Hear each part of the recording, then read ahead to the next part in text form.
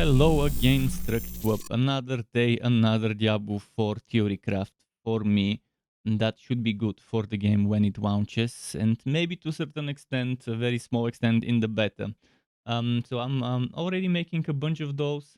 And keep in mind, as I mentioned, good for fresh into endgame characters when the game launches. I plan to evolve this setup and all the other ones I've made into fully fledged builds when the game is released and keep them updated when there's patches in rebalance updates.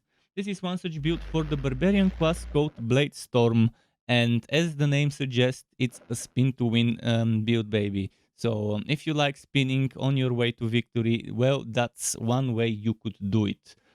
Keep in mind, open beta tests are almost here, and that means some of you might want to try this setup. I don't recommend trying much of it. Maybe you can get up until the ultimate, but with 25 levels only in the beta, there won't be much you can get out of this setup. Ideally, this is for characters 50 plus, 60 plus. And keep in mind that some people told me that in the open world, in the end game only beta, where there were no quests, the skill points you could obtain were very limited up until 63, 65. With this build, I've put 68 points, so we'll see if we will get more than 63, 65 skill points. And I will show you which 6 points you could remove to make it a 62 to fit into that limit. If you want to jumpstart your endgame grind, this is a very fun spin-to-win setup. And if you want more information, there's detailed spreadsheets, the ones used in the document, as well as a shortened website version on my website, so check the links in the description for all of those. So I hope you enjoyed this setup, buckle up and let's go. Starting with the skill points that I've spent, how I've spent them. First of all, let's get a summary of the skills. As you can see, 68 points spent, but I will show you which 6 skills to remove for 62 total points spent. Wunging Strike is our generator. I decided to choose it because this build is all about generating as much fury as possible. And even if you don't increase your maximum fury, if you don't take that passive, you want as much fury generated, and then you'll be spending a lot of fury with Whirlwind to generate certain bonuses based on that. It's a two-handed, ideally swashing weapon build. So there is a synergy here with swashing. There is this one with swashing, but we're taking that one. So ideally you would be using mostly a swashing weapon to trigger some bonuses, but that's not to say that you might not want to use Whirlwind with a bludgeoning weapon. But we do have some bleeding synergies, and bleeding and swashing are a synergy by themselves. So as you see, Wunging Strike, Whirlwind, Rallying Cry, very good for energy regeneration. If we don't need that energy regeneration, if later on in the end game we have plenty of good gear that gives us energy regeneration, maybe we can swap that one out for something with stunning, or for a different shout or something like that. Ground Stomp would be very good. Then we have Leap for escape mechanics, and we have Wrath of the Berserker. Yes, another build with Wrath of the Berserker, but this was the only thing that really fit perfectly well into a build all about regenerating fury as much as possible and spending the fury and getting those bonuses. So I think Wrath of the Berserker, sure, maybe it might seem boring to make a second build with Wrath of the Berserker when there's other ultimate skills, but I will make others, don't worry. We have time until the game launches. We have Unbridled Rage. I was considering taking this one skill. Where is it? Just a moment. I was considering taking this one skill that gives you damage. That gives you damage when swapping. And I was considering making that build where you swap. I was also considering Gushing Wounds, but I think Unbridled Rage is the way to go. Core skills deal X multiplicative increased damage, and our core skill is the spin-to-win skill Whirlwind, but costs 100% multiplicative more energy, fury. And that's why we are focusing on all that fury generation, because it will be necessary, because this 120 per second will be 40 per second, so we want that generation. Why we took the upgrades I took? Enhanced Lunging Strike, obviously, synergies with Berserking, Then this synergies with swashing weapons, so definitely you want that. Then here, this is nice. If you keep spinning for 2 seconds, then you get an increased multiplicative damage bonus. This one, needless to say, it's needed for fury generation. This one, chance to make enemies vulnerable, not a must-have, but I think it's good to have it. Probably not a priority right away, because it's a wacky hit and it's only 10% chance, so you can drop this if you want extra points here. This one I wouldn't consider dropping. Extra fury generation when using two-handed. Lovely synergy. Defensive skills, the points in rallying cry, by the way, are missing. So let's drop this one for now. Let's put a point here. Let's put a point here. And the other things you could drop will be this and this. And now the build looks at 69. And we need to drop some more things over there. And again, things that you could consider dropping is this damage reduction and this HP if you don't need them. But other things you can drop is the booming voice. 30% multiplicative duration for your shout skill. This is 25-second cooldown and it lasts for 7.8 seconds.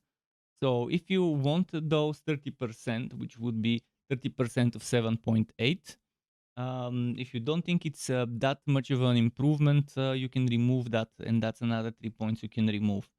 Damage reduction while berserking is nice. Not really needed, but I only invested here for that one. So you could maybe put 1 point here and keep that generation. If you think you have plenty of generation in the later levels with better items, you probably will. Then you probably won't need that as much. And that's another thing you can sacrifice. Those 3 points and that 1 point will give you 63 if you remove those points. Now, what else do we have here? Let me just double check quickly here. It's hiding the name. Something got reduced here. But we have Death Blow, and Death Blow. If Death Blow damages at least one enemy, 20 Fury. But it has 15-second cooldown. So it's still definitely nice. If you don't want to use Death Blow for damage, which I think you should use it for damage, because 100% multiplicative increased damage to bosses, and bosses will count. It counts as an extra enemy, and I think this is a lovely synergy for this build. Pit Fighter, I didn't put points into it. Eventually, depending on how many points we get on launch as a maximum skill points, good things that you can consider investing points into. All of the passives that I've put here are things that you could consider putting points into. The only one that you probably shouldn't consider unless you really have one of your skills being a one-handed weapon skill, or use it as a one-handed weapon skill to get that attack speed, but I would not recommend putting points into this one. Whereas those two and this one, I would strongly recommend having them. Using a burgeoning weapon is nice, and maybe you can squeeze a burgeoning weapon on Death Blow. Death Blow doesn't tell you to go swashing. Lunging, I would recommend for your swashing weapon. Whirlwind could be either burgeoning or swashing, but ideally you would use more swashing and only switch to burgeoning every now and then. For this, if you don't think you want that, then that's another 3 points you can remove, and that saves you points. And you can even put them into brute force if you think you will be doing overpower often. Then things you can consider, again, as I said, I put 3 points here and then 3 points there. But if you don't need that healing and that 3 maximum fury, which even if it's 3 times 3 for a 9 maximum fury, as long as you have enough generation, you'll be fine. Unbridled Rage, definitely build around me thing. So we're building around Whirlwind and Unbridled Rage. The rest is just what I think fits. And things like Wrath of the Berserker definitely fit well into the whole picture. And here we are at the legendary aspect segment. I always love starting with this explanation of what legendary things are in this segment. Many of you watching this video would be new to the game and have no idea what are legendary aspects, how they work, how legendary powers work. I'll try to do it quickly. You kill mobs, you open chests, crates, and all other sources of wood, and there is a chance for something out there to pop up as a legendary item. Legendary items, each of them have a certain legendary affix, so-called legendary aspects in the game. And once you find it, you can take that power from one item, put it on another, as long as they are within the respective category, which is defensive, offensive, mobility, utility, and resource. As you can see, resource is helm, amulet, ring. Mobility is amulet, boots. So you can take things from boots that are mobility aspects and put them on amulets. You can take resources from helmets, put them on rings, from rings to helmets, amulets to rings, and so on. So those categories are crucial to keep in mind. Now, there is something called the Codex of Power, which is a user interface, a collection of all powers you have found. And you find powers by going into dungeons. And those powers, you don't need to find the item to unlock it. If you're unlucky, if you can't find the item with the power you're looking for, then you go into a certain dungeon, you defeat the final boss of that dungeon, and this will unlock the bare minimum version of the power in the Codex of Power, the aspect in the Codex of Power. And then you can take it, go to the Alchemist or whatever the NPC was called, and take the power from the Codex, put it on a legendary item to replace whatever that legendary item has, or put it on a yellow item and make it a legendary item with that legendary aspect. But as I mentioned, you take the bare minimum. So if a power has between 5 and 10% to proc, or to give you something, it will always give you the 5%. Like this one, critical strike chances increased by 5% up to X. You will always get the 5% if you take it from a dungeon. Whereas if it drops from an item, you can get the stronger version. Now that this has been out of the way, now that we've explained how this works, let's tell you how we are making this spin-to-win build work. There's information about the arsenal, which is a system of the barbarian, which means they always have 4 weapons equipped: two-handed 1, two-handed 2, and a dual-wielding setup of main hand, off-hand. And when they use a skill, this skill switches to the desired weapon, but you can also tell which skill to use what weapon manually, other than the automatic assignment. So you only get the bonuses of the main weapon that you are using for that skill, but the others remain as statistics that give you extra aspects. And that's why I've put aspects everywhere. And let's go with the Wind Striker aspect. Why did we get Wind Striker? Because mobility and spin-to-win builds has always been a nice synergy. There is an alternative for an escape mechanic with this one, with the Ghost Walker, but I think Wind Striker is the better. We have Leap as an escape mechanic, so no need to be that extra safe with the Ghost Walker. Next, we have aspect of Numbing Rat, the defensive one, on the pants. The pants can only have a defensive SWAT. That's why we had to pick one. And since we had to pick one, I decided to take this one. Each point of fury generated while at maximum fury grants 45. This build stacks 45. It also stacks the bleeding related bonuses because of our swashing weapon stuff. But you'll see why. So this is not a must-have. You have other options you can look into here, which is the might or disobedience. So if you think you want those, keep that in mind. In fact, I didn't put disobedience here. I probably should put it in this list later. Now, aspect of shared misery is a good option for the amulet, but I put it on the helmet. It's a lovely build around me, or lovely support item, utility item. When you hit a crowd controlled enemy, there's 30% chance that that crowd control effect spreads to another unaffected enemy. So slow, stun, knockdown, always a good pick, and we have solid amounts to justify picking it, but not as much as to put it in the amulet. You see why. Moving on to anemia. Anemia is a very lovely must-have for this. Direct damage against bleeding enemies has up to X% chance to stun them for 2 seconds. And again, we will have bleeding, you will see in a moment from where. First of all, swashing damage and bleeding is a good synergy, and we will be using ideally mostly a swashing weapon. Then we move on to Relentless Berserker's aspect, another must-have in my opinion for this build. Damaging an enemy with a core skill has up to X% chance to extend the duration of berserking by 1 second. Double this duration if it was a crit strike, and we will be critically striking a lot with this setup. If you feel like you have plenty of berserking duration, you can sacrifice this and maybe put another defensive thing here and move things around, like this one goes here and you put defensive, or you can put another offensive by sacrificing this. There's options to work around. I've included, I've shortlisted the things that you can experiment with in this list, but I also told you best in SWAT in my opinion here. Now, moving on to the offensive. Actually, let's do resource first. Resource, I've included two must-have things. And there is a third one you might want to put here if you move this one there and remove the Relentless Berserker, which is Umbro.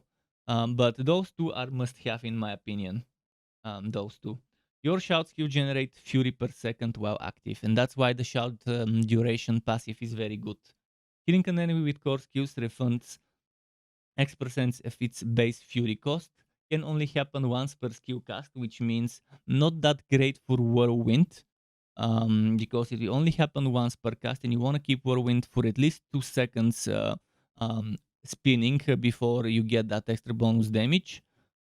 So you have options. You could either recast it and try to build up those 2 seconds of damage again, or you can remove this and put this one, and then you have bleeding, and then you have even a better synergy. So again, here you have to make a choice. But recasting every now and then, even if it only happens once per skill cast, it's still very solid. But then you can also replace it with Umbro if you feel like Umbro will be a better fit for you if you keep using the extra damage thing there. Then that's it for the resource. Moving on to offensive, starting with the amulet and pummeling. The amulet is 50% effectiveness, two-handed weapons are 100% effectiveness. Pummeling is extra damage to stunned, knockdown, or unfrozen. You have some knockdown, and we have stunned with this one, which would be a chance-based. And overall, I think it's good. Then we have retribution, which is distant enemies have 15% chance to be stunned for X seconds. If they hit you, you deal 30% additive, not multiplicative, additive damage to stunned enemies. And that's why we've put this on one of the two-handed weapons. On the other two-handed weapon, we have Aspect of Dire Whirlwind, another must-have for the setup. Whirlwind's crit strike chances increase by 5 to X% for each second it is channeled, up to 20% crit chance. You'll be shitting crits. You will be shitting crits as much as possible with this. So lovely must have.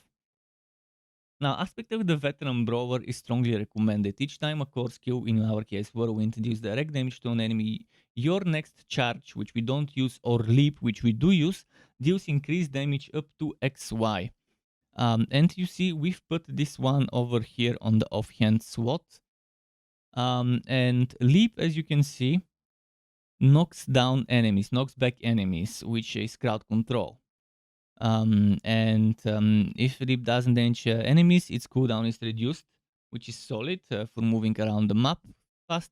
And enemies damaged by Leap are SWAT. We're not using that, we're using this one. If it hits at least one enemy, X Fury generated. And that's pretty much what we took. I've added some notes for other things that you might want to consider putting. But overall, there's a ton of stuff that combines together to create this spin-to-win synergy with bleeding, with crowd controls and crit strikes, as well as some berserking to top it off. I hope you find it interesting. I hope it's clear which things you could sacrifice from the build to change the requirement, if the maximum skill points are less than 70 and are like 63, 65 or whatever. To get notified when I upload more content like this one or other builds and guides for Wooter and not so Wooter games, you can subscribe to my channel and hit that bell button to not miss out on notifications. As well as keep in mind there's something called memberships on YouTube, which lets you be a paying member for my channel to get access to perks such as emotes and badges made by me, as well as the option to get one-on-one tutoring for the very basics of Adobe Photoshop, Premiere, and After Effects. And memberships can be cancelled at any time if you no longer want to be a member. Thanks for watching all the way until the end. Struck up, keep it cool until next time, and goodbye.